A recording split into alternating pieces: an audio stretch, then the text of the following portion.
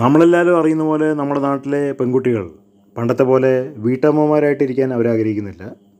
അവർ ഉന്നതമായ വിദ്യാഭ്യാസം കരസ്ഥമാക്കി ഏതൊക്കെ മേഖലയിലാണോ കയറിപ്പോകാൻ പറ്റുന്നത് ആ മേഖലകളിലൊക്കെ കയറിപ്പോകാനായിട്ട് യുദ്ധകാലാടിസ്ഥാനത്തിൽ ശ്രമിച്ചുകൊണ്ടിരിക്കുകയാണ്.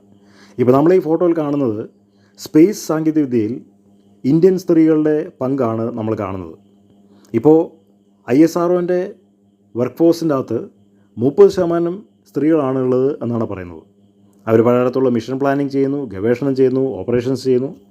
അപ്പോൾ വിദ്യാഭ്യാസം ഉണ്ടെങ്കിൽ ഒരു സ്ത്രീക്ക് എവിടം വരെ എത്താൻ പറ്റും എന്നുള്ളതിൻ്റെ ഏറ്റവും വലിയ തെളിവാണ് ഇത്.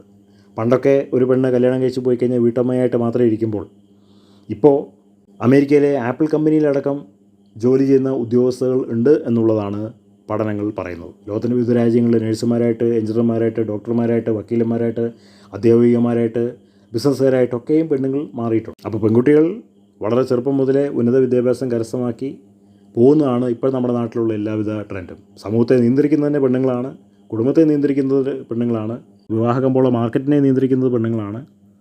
കാരണം അവർക്ക് വിദ്യാഭ്യാസവും സ്വയം പര്യാപ്തത അവർക്കുണ്ട് എന്നുള്ളതുകൊണ്ടാണ്. സാമ്പത്തിക കെട്ടുറപ്പ് അവർക്ക് വന്നു കഴിഞ്ഞു. അതുകൊണ്ട് ഈ സാമ്പത്തിക കെട്ടുറപ്പ് അവർക്ക് വരാൻ കാരണം അവരുടെ വിദ്യാഭ്യാസമാണ്. വിദ്യാഭ്യാസം ഇല്ലായിരുന്നുവെങ്കിൽ അവർ ഒരിടത്തും എത്തില്ലായിരുന്നു. അതുകൊണ്ട് ജീവിതത്തിൽ ഏതൊക്കെ മേഖലയിലാണോ കയറിപ്പോകാൻ പറ്റുന്നത് ആ മേഖലയിലേക്കൊക്കെ കയറിപ്പോകുന്ന ഒരുപാട് പെൺകുട്ടികളെ നമുക്ക് കാണാനായിട്ട് കഴിയും. അതിൻ്റെ ഒരു മകുട ഉദാഹരണമാണ് ISROയിലെ ഈ ദൃശ്യം.